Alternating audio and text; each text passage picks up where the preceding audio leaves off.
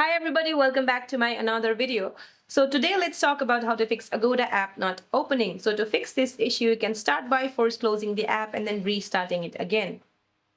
You see, when you open your Agoda app and then you find some kind of issue going on with the app, you can just simply swipe it up from the bottom of your screen and then swipe it up again to completely close it from your multitasking screen and then reopen it again.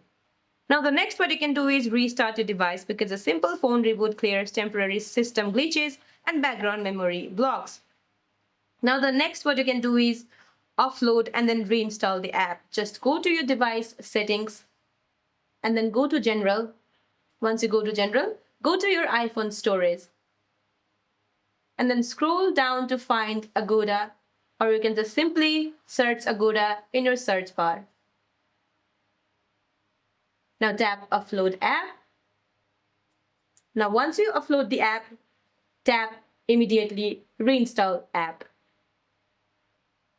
Now the next what you can do is update the app. Just go to your Google Play Store or Apple Play Store and then find Agoda. And if you see an update option available here, just tap on Update to get the latest version. So that's it for this video, guys. I hope you like this video. See you in my next one.